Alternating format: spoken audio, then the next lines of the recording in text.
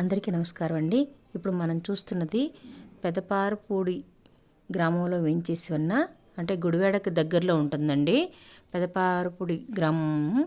అక్కడ చాలా మహిమాన్వితమైనటువంటి వేణుగోపాల స్వామి ఆలయం ఉందండి.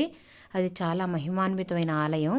ఇక్కడ ఏదో ఒక కార్యక్రమం అక్కడ ఉన్నటువంటి యువకులు చేస్తారండి. వాళ్ళే ఎటువంటి ఆదాయ వనరులు లేకపోయినా వాళ్ళే తలకొంత వేసుకుని ఆ భక్తిని చాటుకుంటారు.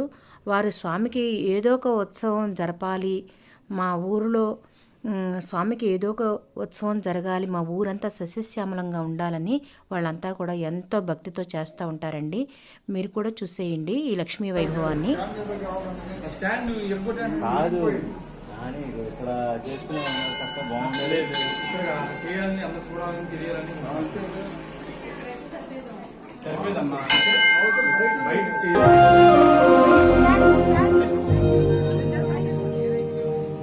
అటేలు బురద అవుతుంది, అందుకే ఇక్కడ జాగ్రత్త నీళ్ళు కాదు.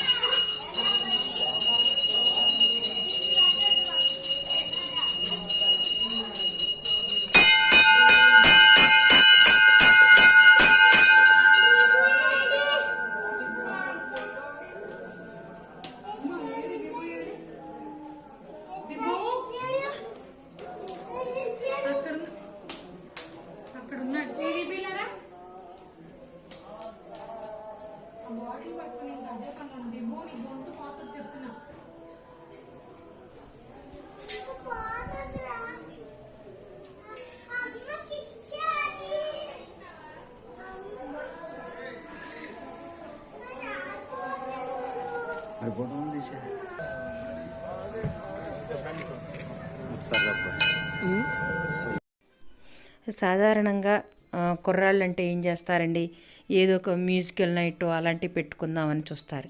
కానీ ఈ ఊర్లో ఉన్న కుర్రాళ్ళకి ఎంత భక్తో చూడండి. వారు తల కొంచెం ఖర్చు పెట్టుకుని స్వామికి ఉత్సవాలు చేస్తున్నారు. ఇది కదండి అసలైన భక్తి అంటే. ఇలాంటి యువకులు ఉండబట్టే ఇంకా మనం ధర్మంగా కొనసాగుతుంది, కొంతవరకైనా ధర్మం ఇలా నిలబడుతుందన్నమాట. ప్రతి ఒక్కరూ కూడా ఇలాంటి ఉత్సవాల్లో భాగస్వామి అయ్యి తప్పకుండా ఈ దేవాలయాన్ని ప్రతి ఒక్కరూ దర్శించుకోండి.